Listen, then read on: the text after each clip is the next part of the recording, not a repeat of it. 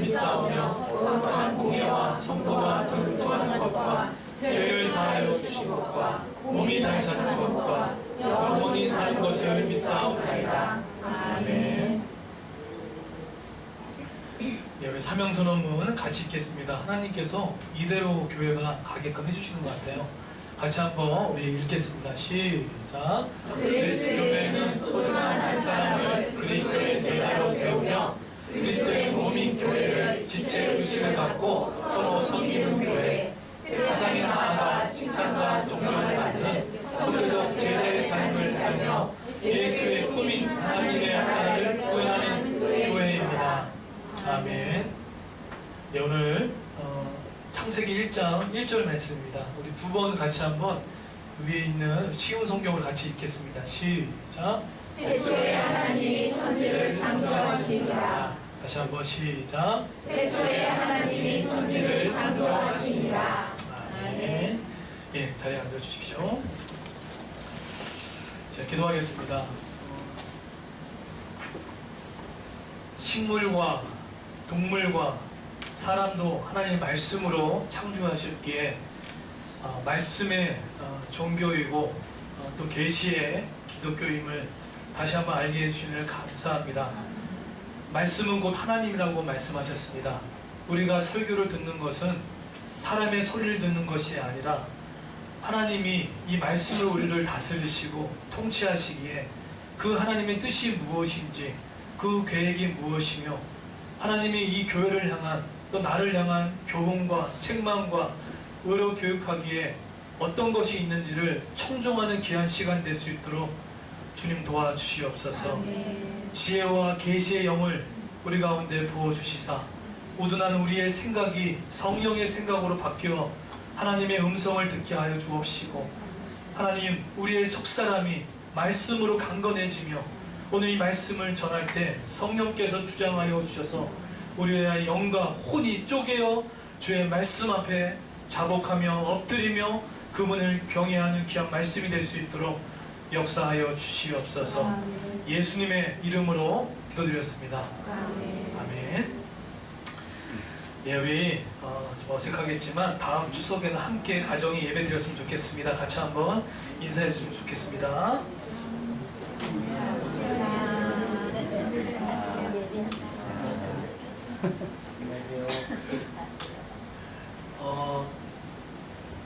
예, 오늘 이 성경 심히 사랑합니다. 의뢰가 영성 시리즈 계속 하고 있고요. 우리 지난주에는 그 신약을 전체적으로 훑는 시간을 가졌고 신구약 중간사를 다뤘습니다.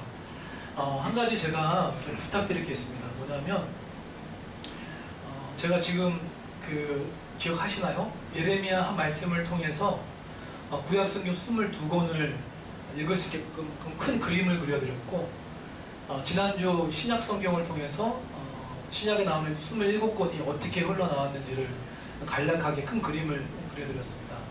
근데 한 가지 부탁드릴 게 뭐냐면 제가 이렇게 큰 그림을 그려놨는데 여러분이 읽는 스케치를 하지 않으면 머리 날아갑니다. 무슨 말인지 아시겠죠? 이번에 왜 추석 연휴 때 옥중서신 성경 통독을 왜 부탁을 드렸냐면 제가 큰 그림을 그리고 나서 여러분이 스스로 성경을 읽지 않으면 그것이 다 날아가 버립니다. 물론 말씀은 남긴 해요. 그러나 조금 더 우리 영혼의 마음의 신비의 말씀을 새기기 위해서는 내가 읽는 작업이 정말 중요합니다. 그렇기 때문에 그런 한 가지 중요한 원칙이 하나 있고요. 또 한 가지 이제 오늘 이제 구약을 할 거예요. 구약을 전반적으로 한번 살펴보고 나서 동일하게 여러분도 이 성경을 한번 읽는다면 이 성경이 뜬 이야기가 아니라 나의 삶의 실제적인 말씀으로 다가올 수 있는 말씀이라는 생각들을 갖습니다. 여러분 혹시 콩나물 어르신들 콩나물 재배 한번 해보셨나요? 콩나물 재배법과 성경이 똑같습니다. 무슨 말이냐면 콩나물 재배할 때 물을 엄청 붓거든요. 그런데 거의 밑빠진 독에 물 붓는 격인데 어느 순간에 자기도 모르는 사이 콩나물가 자라는 것처럼 말씀도 마찬가지입니다.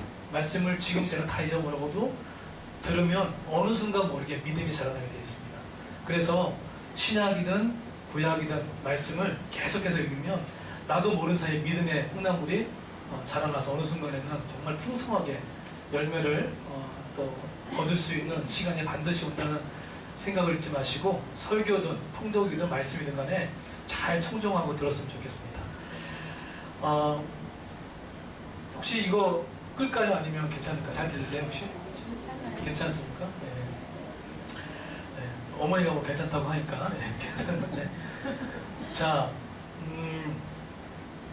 구약 성경을 한번 이제 보겠는데요. 여러분, 구약 성경은 첫 번째로 성경의 큰 그림을 그리면 모세오경과 시가서와 그 다음에 대선지서로 선지서로 나눠져 있습니다. 여러분, 그 모세오경 저 일부러 그림을 안 그려드렸어요. 왜냐하면 한 번 더 연상하라고. 자, 모세오경 5권 성경 혹시 뭐 있습니까? 첫 번째, 네, 뭐가 있습니까? 창세기, 그 다음에 네, 출애굽기, 그 다음에 레위기, 그 다음에 네, 민수기, 그 다음에 네, 신명기. 여러분, 창세기부터 신명기까지, 창세기부터 1장부터 50장까지 기간이 얼마 된 것 같습니까? 네. 좋기 1500년, 2000년까지 됩니다. 되게 긴 역사를 가지고 있어요. 자, 그러면 출애굽기부터 신명기까지는 얼마나 걸렸을까요? 출애굽기부터 신명기까지는 약 한 40년 정도. 이런 틀을 갖고 성경을 보는 게 중요하죠. 자, 그러면 모세 오경 다음에 나오는 게 어떤 게 나오죠? 역사서가 나옵니다. 역사서의 제일 첫 번째 책이 뭐죠? 네, 여호수아입니다.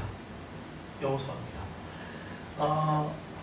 그리고 역사서의 마지막이 에스더로 이렇게 보는데, 혹시 여러분 성경책 갖고 계십니까? 혹시 성경책? 자, 성경책 한번 펴보십시오. 성경책을 펴보시면, 자, 없으신 분들은 같이 보셔도 돼요. 자, 앞부분에 보시면은 구약 목록이 나와 있습니다.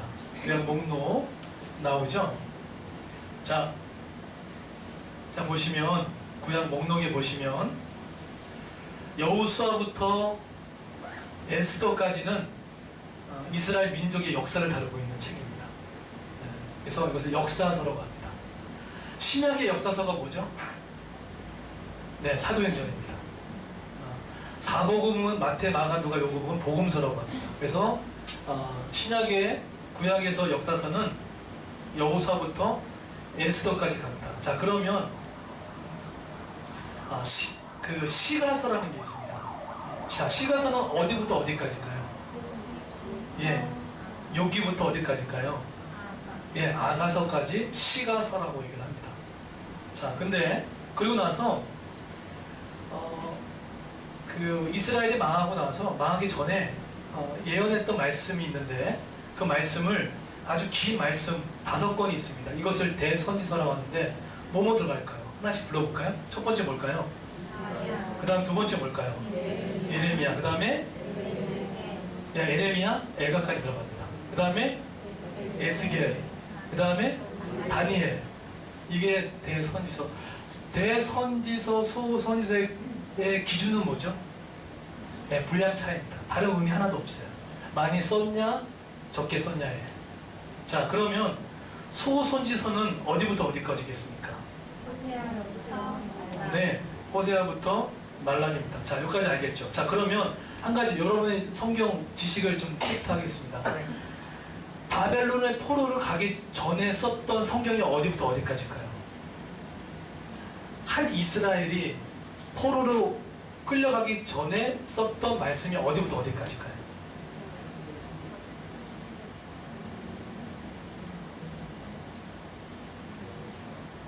네, 어딜까요?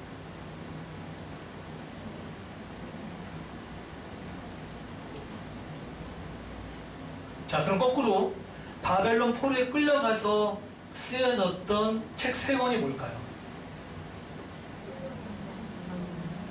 뭐가 있을까요? 학계가 있어요. 학계. 네. 그 다음에 스가랴, 그 다음에 말라기가 있습니다. 이렇게 바벨론 포로로 끌려가서 갔다 와 후에 썼던 기록된 책이 이 3권의 책이 있어요. 그럼 바벨론 포로 이전에 썼던 책이 이런 여호수아부터 스바냐까지 아니죠. 호세아부터 스바냐까지 이렇게 바벨론 포로 이전에 썼던 책으로 되어져 있습니다. 자, 여기까지 한번 이렇게 보시고요. 자, 여러분 그 유대인들은 창출 레민신 이것을 모세 오경이라고 불렀습니까? 뭐라고 불렀습니까? 유대인들은 이것을 모세 오경으로 부르지 않았어요. 뭐라고 했죠? 토라라고 했습니다. 토라라고 합니다. 토라의 뜻이 뭐죠? 토라라는 뜻은 뭐냐면 법, 가르침이라는 뜻입니다. 법 또는 가르침이에요. 그런데 이것을 오경이라고 모세가 썼다 5권을 해서 오경으로 붙였다 하는 것은 언제 나왔냐면 그 72년 번역본 있지 않습니까? 히브리어의 성경을 헬라어로 번역된 거. 그때 이 묶음을 오경이라고 합니다. 5권의 묶음, 이것을 오경이라고 합니다. 그래서 모세 오경이라고 하는 거예요. 이것을 헬라어로 펜타와 튜큐스라고 하는데 이런 뜻을 가지고 있습니다. 자, 근데 이렇게 전체 큰 그림을 가지고 있는데 그 중에 이제 가장 중요한 이제 성경으로 들어갈 건데요. 창세기 1장 1절 한번 띄워주시겠습니까? 1장 1절 띄우시면 성경 공부를 시작을 하거나 성경을 읽을 때 못해도요 1장부터 11장까지 보는 게 너무나 중요한 순서예요. 물론 신앙생활을 처음 하시는 분들은 마태복음부터 마태, 마가, 누가, 요한복음 읽는 것도 되게 중요한 순서인데 혹시 기존 성도님들, 기존에 교회를 다녔던 분들은요 그 가장 중요한 성경이라면 다 중요하겠지만 1장부터 11장까지 내용을 보는 게 너무나 중요합니다. 자, 왜 중요하냐면 그 이유가 뭐냐면 모든 시작의 근원을 창세기가 담고 있기 때문입니다. 자, 창세기 1장 1절이 좀 너무나 중요한 거예요. 자, 한번 읽어볼까요? 네, 시작. 태초에 하나님이 천지를 창조하시니라. 네. 창세기는 제네시스라고 하죠. 차 이름도 있죠. 비슷한 뜻이 같습니다. 창세기 1장 1절이 왜 중요하냐면 모든 시작을 알리는 책입니다. 어떤 시작이 있었죠? 첫 번째, 우주의 시작. 두 번째 뭐죠? 인류의 시작. 세 번째는 뭘까요? 구원 계시의 시작. 그리고 네 번째는 가정생활, 아담과 하와 가정, 첫 번째 가정이 시작된 것이 바로 창세기에 나옵니다. 그리고 무신론이 창세기부터 나와요. 그리고 세계 국가의 시작이 되죠. 그 다음에 이스라엘 민족의 시작이 되는 거. 그러면 이렇게 시작을 알리는 책이 창세기라면 완성을 알리는 책이 뭘까요? 바로 요한계시록입니다. 모든 시작의 근원을 알리는 책이, 시작을 알리는 책이 창세기라면 모든 완성, 사단의 멸망까지 얘기하고 끝을 닫는 것은 바로 요한계시록으로 되어져 있습니다. 이렇게 되어 있어요. 자, 그런데 여기서 태초에 하나님이 천지를 창조했을 때 메네시트라는 이 히브리어는 마태복음 1장 1절에 계보, 예수 그리스도의 족보라 나오죠. 1장 1절에 나옵니다. 1장 1절에 그 계보와 같은 뜻이에요. 족보라는 뜻이에요. 같은 단어를 사용을 하는데 여기서 이 천지는 하늘천은 알겠어요. 근데 지는 뭘 말하는가요? 땅인데 뭐 얻는 땅을 말할까요? 지구 전체를 가리킵니다. 여러분, 이 태초에 하나님이 천지를 창조하셨다라는 이의 첫 구절의 고백은 하나님의 소유 등기를 딱 명한 거예요. 내 거라는 거예요. 다 하늘과 땅과 그 안에 속해 있던 모든 생명체 전체가 하나님 다 만드셨기 때문에 소유를 알리는 아주 엄청난 말씀인 거예요. 그런데 우주 생명체 인간이 내 거야 라고 모든 열방에 했던 말씀인 거죠. 그러면 여기서 이 1절에 두 가지를 우리에게 알려주는 게 뭘까요? 첫 번째는 뭐냐면 인간이 어디서부터 시작되고 또 인간이 무엇을 위해서 살아가야 되고 그 다음에 그것을 첫 번째로 보여주고 있습니다. 저도 저기 총친대 신학대학원에 가면은 지금은 그 시험을 안 보더라고요. 저희 할 때 그 시험 과목 중에 서양 철학이 있었고 동양 철학이 있었습니다. 그 시험을 치렀을 때 그걸 보고 시험을 치렀는데 철학은 뭐 여러 가지로 어떤 답이 없지만 어디부터 흘러가는지에 대한 것이 없지만 성경은 그렇게 얘기하지 않습니다. 인간이 어디서부터 시작이 됐고 어디로 흘러가는지 또 무엇을 위해 살아가는지에 대해서 정확하게 시작을 얘기하고 있어요. 그래서 허무함이 인간 우리의 하나님의 뜻이 아니라는 거예요. 또 한 가지 태초에 하나님이 천지를 창조했다는 두 번째는 인간이 절대자고 초월자다라는 것을 보여주고 있습니다. 여러분 근데 한 가지 여쭤볼게요. 고대 세계의 그 근동에도 창세기가 등장하기 전에 고대 근동이 있었거든요. 그 시기에도 창조 신화가 많이 있었는데 바벨론 신화가 있었고요. 그 다음에 이집트 신화가 있었습니다. 이것도 똑같이 탄생 신화가 있어요. 그런데 성경과 다른 지점이 혹시 뭔지 아세요? 똑같이 페르시아 신화가 있고 이집트 신화가 있고 이런 페르시아 신화가 있는데 성경과 다른 게 있어요. 딱 하나가 달라요. 이게 뭘까요? 가장 극명한 건 뭐냐면요, 이겁니다. 창조 전에 하나님이 계셨다는 거예요. 이게 다른 신앙과 전혀 다른 지점이에요. 그리고 또 한 가지는 뭐냐면 무에서 물질 세계를 만드셨다는 거예요. 그러니까 원래 있던 거에서 뭘 만든 게 아니라 무에서 새롭게 만드셨던 거예요. 이것이 바벨론, 페르시아, 이집트 신화와 전혀 다른 지점이에요. 여러분 바벨론은요 어떻게 얘기하냐면 우주가 신을 낳았다고 표현합니다. 그게 그 민족의 신화예요. 네, 우주가 신을 낳았다. 근데 창세기는 성경은 그렇게 하지 않습니다.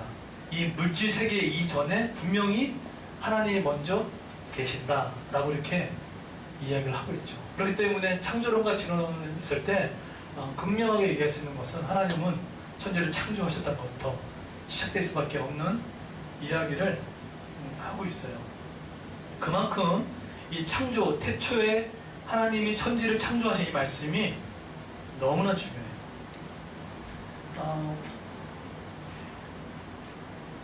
하나님께서는요 모든 영역을 창조하시고 그 다음에 다스릴 인간을 만드셨는데 여러분 식물을 뭘로 만들었죠? 식물을 뭘로 만들었습니까? 그럼 여러분 짐승은 뭘로 만들었습니까? 그럼 사람은 뭘로 만들었습니까? 네. 뭘로 만들었죠? 네, 식물은 뭘로 만들었죠? 네, 말씀을 만들었어요. 그렇죠? 그러면 짐승은 뭘로 만들었습니까? 말씀과 또 뭐죠?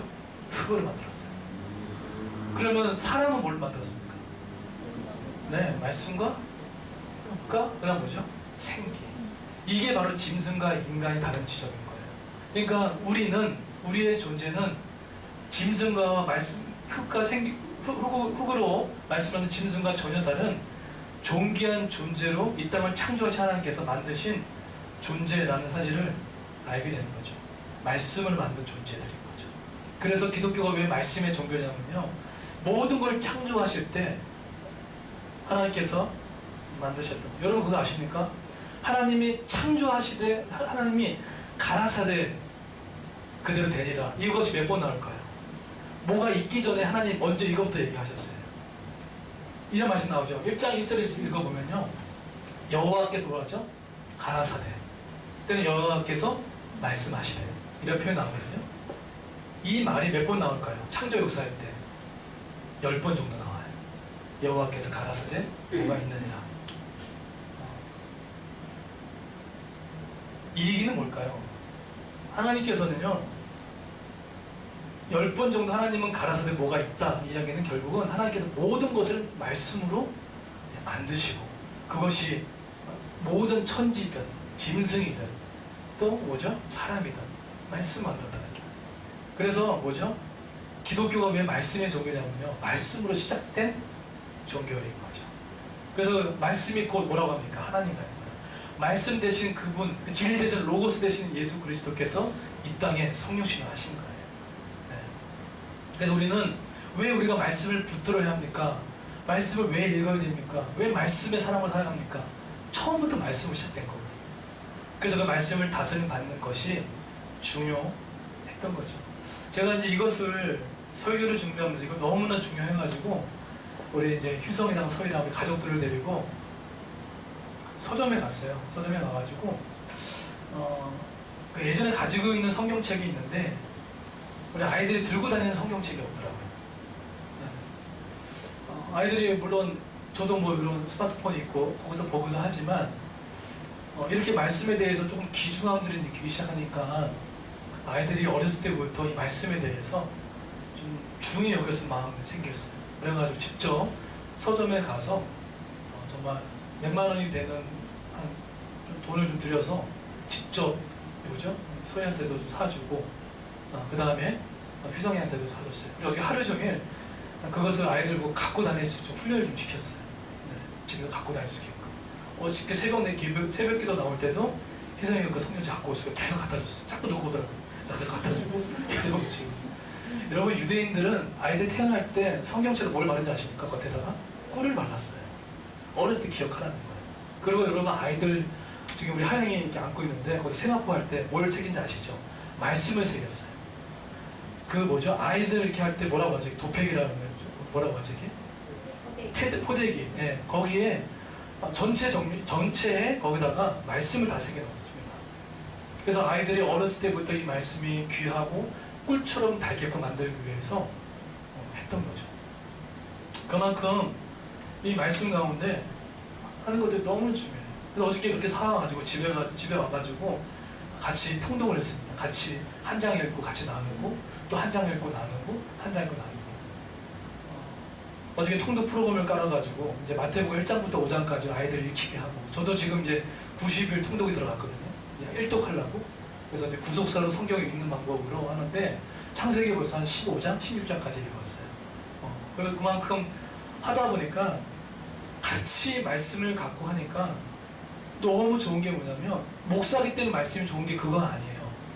내가 말씀 자체로 그것을 내가 딱 읽기 시작하니까 말씀이 나의 생각을 자극을 시키고 내가 틀렸던 것들을 맞춰주시고 또 틀렸던 지점에 대해서 말씀하시고 아 이건 내가 몰랐던 부분이구나 좀 어겼던 부분이라는 것들을 나에게 해주시더라고요. 그래서 성경 통으로 유명한 한 목사님이 천독하신 분이 계시거든요. 근데 그분이 하는 말이 뭐냐면 말씀 성경을 통독할 때 그냥 하나님께 기도하고 나서 그냥 읽으라는 거예요. 그러면 어느 순간 내가 성경을 읽다가 나중에는 어떤 현상이 일어나냐면 성경이 나를 읽는 순간이 온다는 거예요. 처음에는 내가 성경을 읽는다고 생각합니다. 그렇죠? 내가 읽어서 얻어야 할 말씀을 취하지만 나중에는 이 말씀을 내가 계속 읽다 보면은 이 말씀이 나를 읽어가기 시작해요. 그리고 이 말씀이 그 표현이 너무 멋있었어요. 이 말씀이 나를 설득해 나간다는 거예요.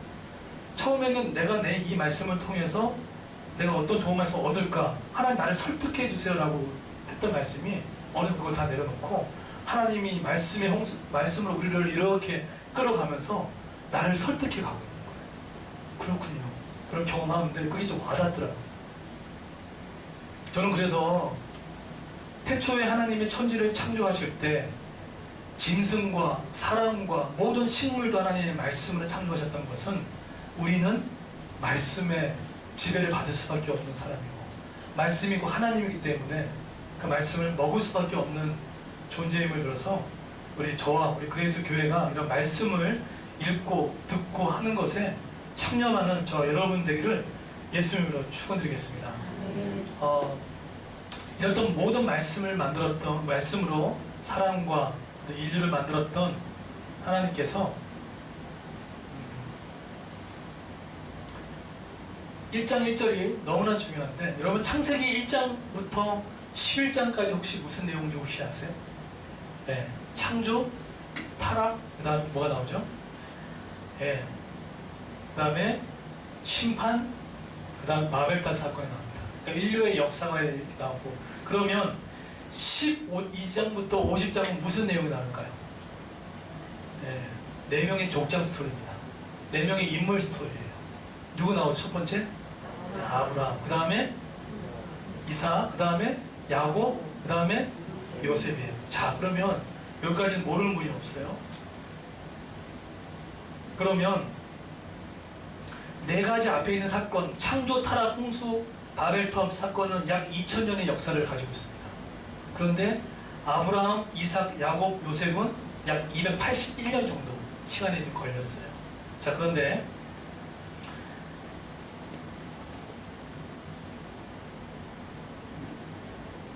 이 네 명의 인물의 가장 공통적인 특징을 지금부터 잘 보셔야 성경을 읽으실 때 성경이 인물 스토리가 아니구나 하는 것을 알 수가 있어요. 자, 보십시오.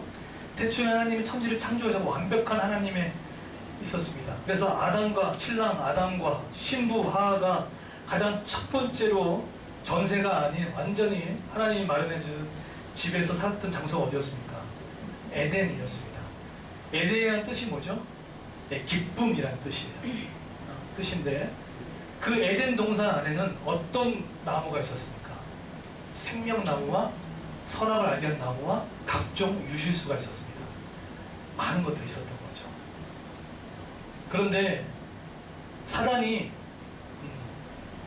뱀에게 접근해서 뱀이 하에게 접근을 해가지고 한마디를 하죠. 너무 잘 알지만 이걸 먹었을 때, 선악을 알게 하는 나무를 먹었을 때 하나님처럼 된다라는 이야기를 하게 됩니다.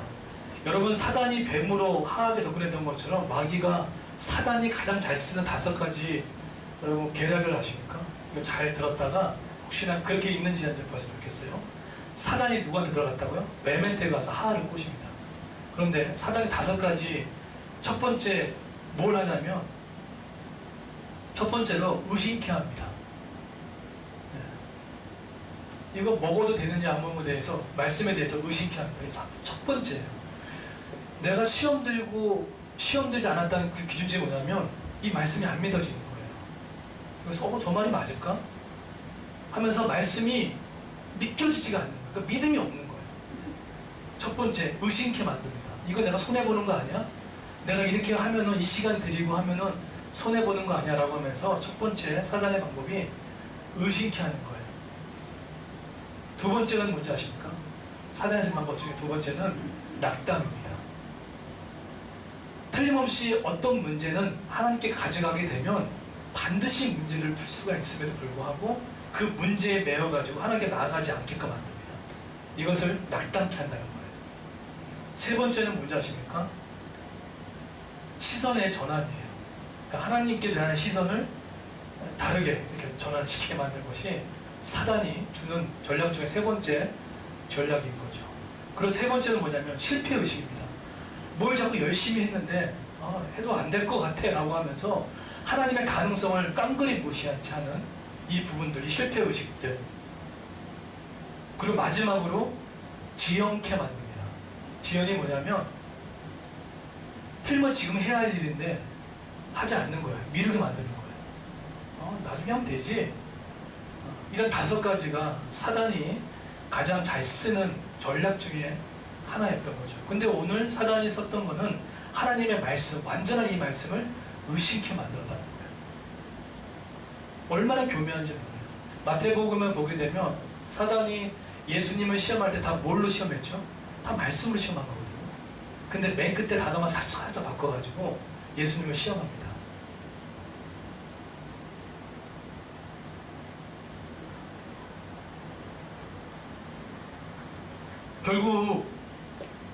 결국 하나님 같이 될 거야 라고 했던 그 이야기를 듣고 하하가 그 속임수에 빠지게 되죠.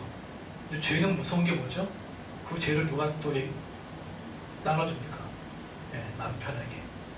또 그걸 통해서 온 인류가 죄의 타락에 빠지게 되는 그 부분들이 있습니다. 여러분, 한 가정에 한 가장이 또는 한 교회의 목사가 한 가정교회 한 지도자가 한 사람의 범죄함이 있으면 절대로 그 범죄함이 그대로 있지 않습니다.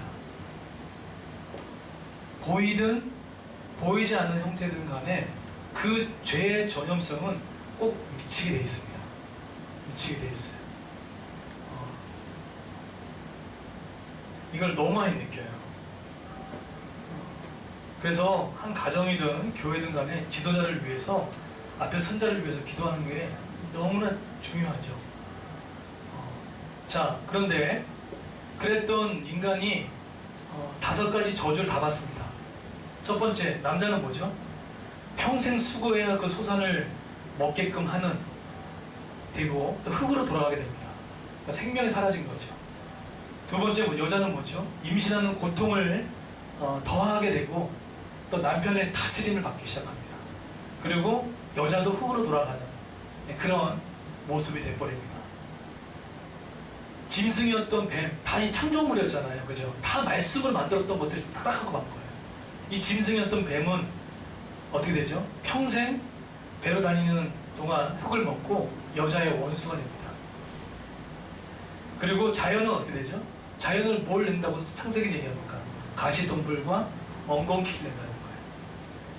그만큼 자연도 타락해버립니다. 근데 가장 큰 타락이 뭘까요? 에덴 동산에서 한번 창세기 3장 23절, 24장 띄워주시겠습니까? 자, 보세요. 말씀으로 창조받은 남자, 여자, 또 짐승, 자연, 이 모든 것들이 다 타락해버렸는데 가장 안타까운 현실은 뭐냐면 바로 이 현실입니다. 23절, 24절, 우리 밑에 있는 우리 쉬운 성경 한번 같이 읽어볼까요? 시작. 하나님의 그를 인생에서 그가 흙에서 나왔으므로 흙을 밟게 하셨다. 그를 쫓아내신 다음에 에덴 동산의 북쪽에 늪들을 세우시고 빙빙 도는 물가를 주셔서 생명나무에 이르는 그릇을 지키게 하셨다. 네. 가장 큰 건 뭡니까? 에덴 동산에서 쫓겨난 거예요. 결국은 뭘 얘기합니까? 하나님과의 분리를 말합니다.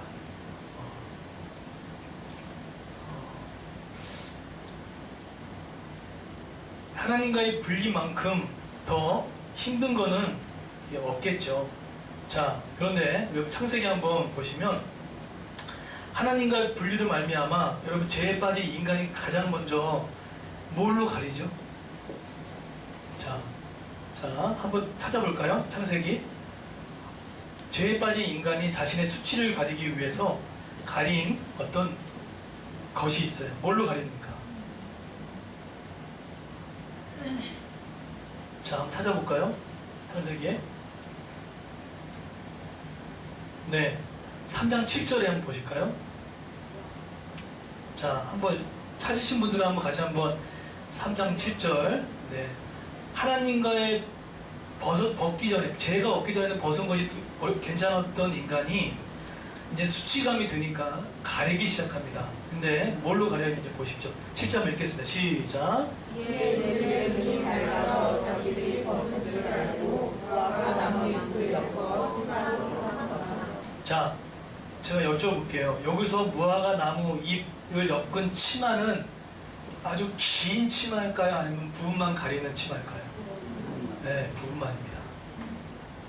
이것이 나중에 가진 것과 전혀 다른 것이에요.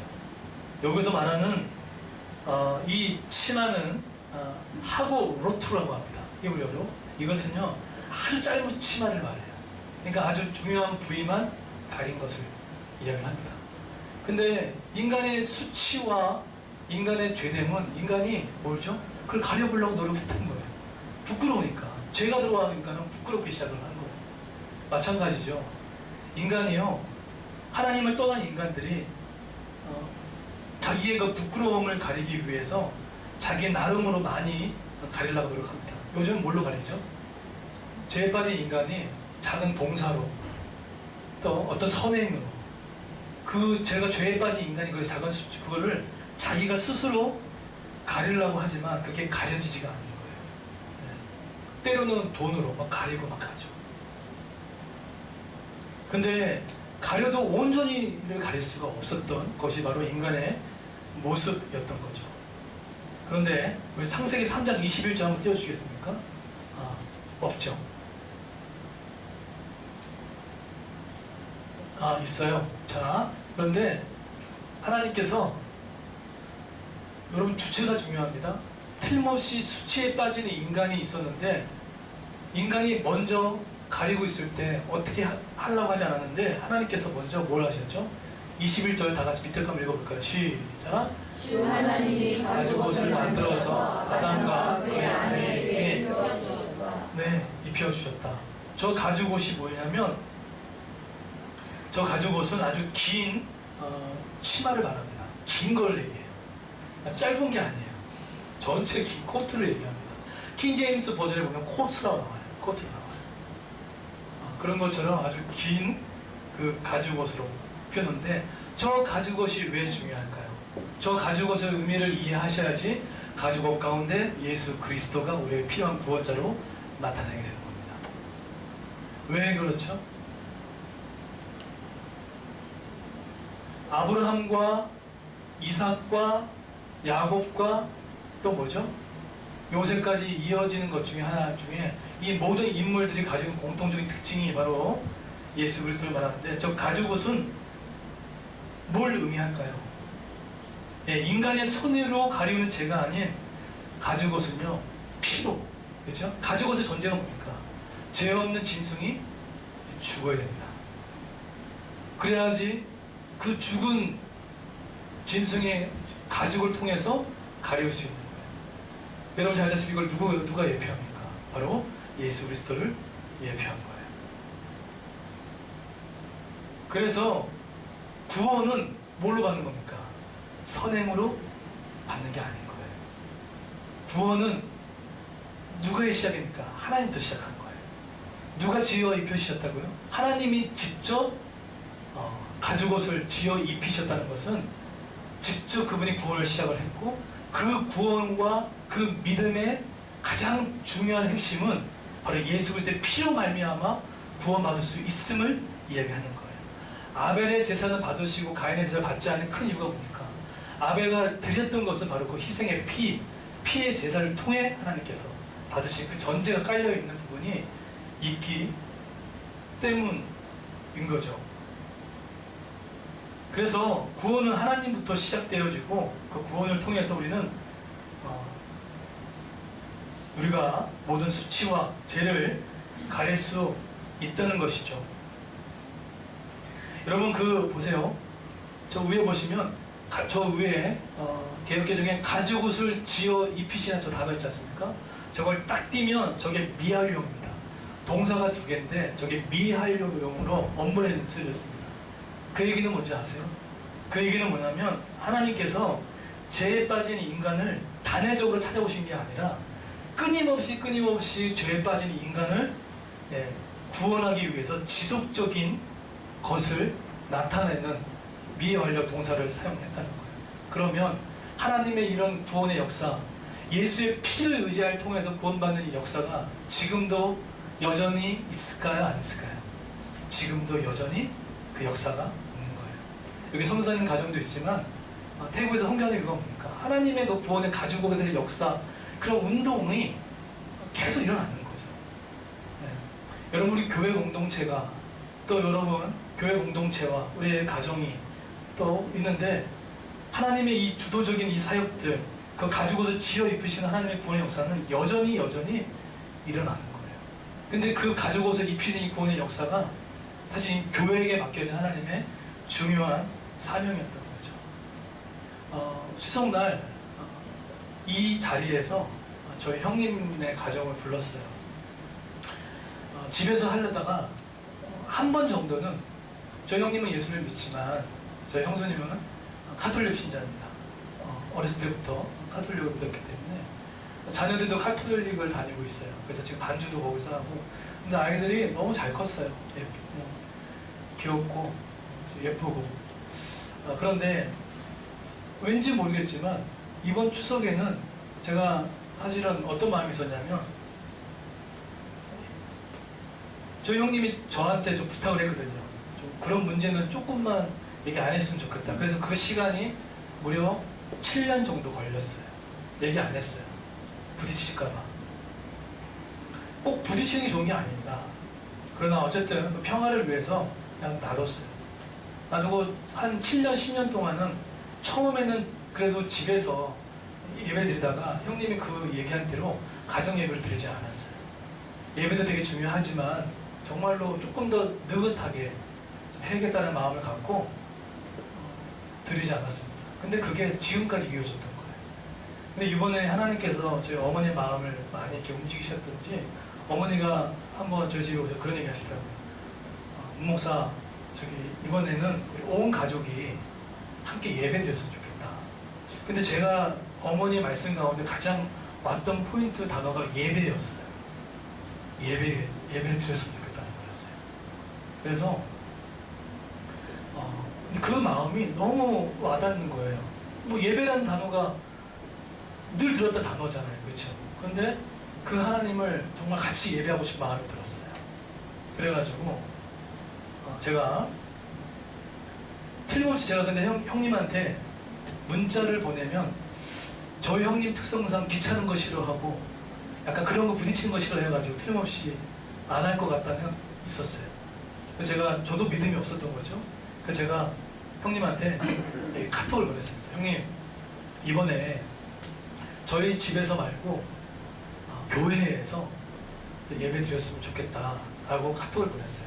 그러면 저는 솔직히 예상할 때 형님이 야, 그냥 편하게 하자, 그렇게 나올 거라 생각했는데 하나님께서 정말 은혜를 주셨는지 너무 쿨하게 알았다고 하는 거예요. 그래서 그 추석날 당일날 여기에 이제 테이블 2개 깔아놓고 예배를 딱 드리려고 할 때 좀 하나님이 움직이셨던 것 같아요. 우리 그 형님의 큰딸이 고1이거든요.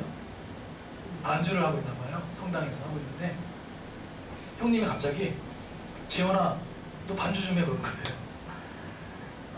그래서 이 자리에서 그 우리 조카가 여기서 그 반주에 맞춰가지고 하나님을 찬송하고 또 예배하고 말씀을 전했어요. 어떤 말씀 전했을까요? 제 얘기 안 했고 가장 중요한 복음을 얘기를 했어요. 로마서 1장 17절 말씀. 가톨릭 신부였던 루터가 복음으로 돌아왔던 그 말씀을 전했어요. 그 말씀을 갖고 믿음으로 말미암아 구원받는다는 것에 대한 것들.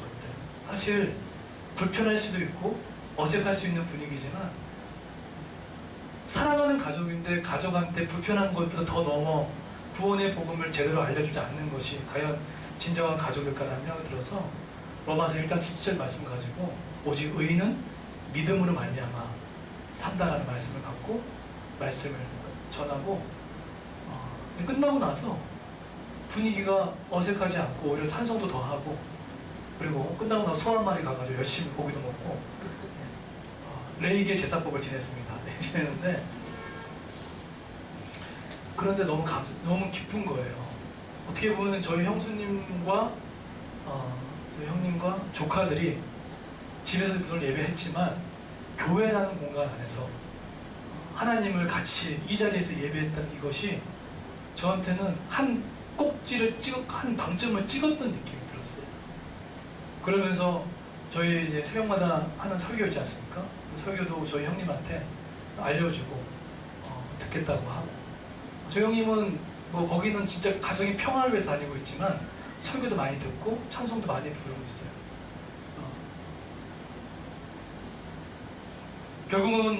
결국은 구원의 복음은 가죽 옷을 지어 입히신 하나님의 구원의 시작이고 그리고 그 피로 말미암아 그걸 피를 믿었을 때 우리가 구원을 받을 수 있는 거지 무화과 잎으로 나의 선행으로 어떤 공로로 지음받는 게 아니라는 사실이에요. 우리는 그 피로 말미암아 예수 그리스도의 보혈의 피로 말미암아 그걸 믿었을 때 구원받는 존재고 그래서 우리는 오직 의인은 믿음으로 말미암아 구원을 받는다는 것, 그 구원받은 백성이 있는 곳, 이것이 바로 교회고 바로 여러분임을 믿습니다. 그래서 우리 그레이스교회뿐만 아니라 우리도 가죽옷을 지어 입히시는 그 구원의 역사를 진행하고 있는 그 하나님께 여러분 기도하지 않으시겠습니까? 안 믿는 가족들, 안 믿는 지체들, 그 지체들을 위해서 기도하지 않으시겠습니까?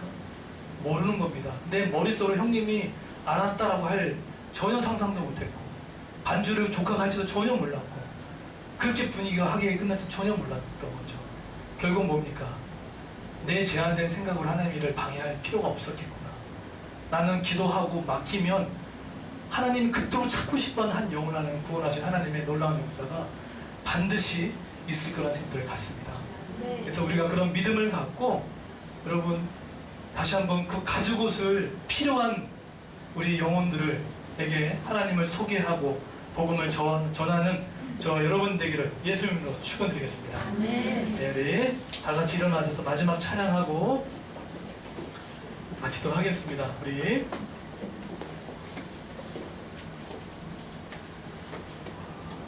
주 안에 있는 나에게 같이 한번 이 찬양 우리 일어나서 마지막 찬양하고 마치도록 하겠습니다.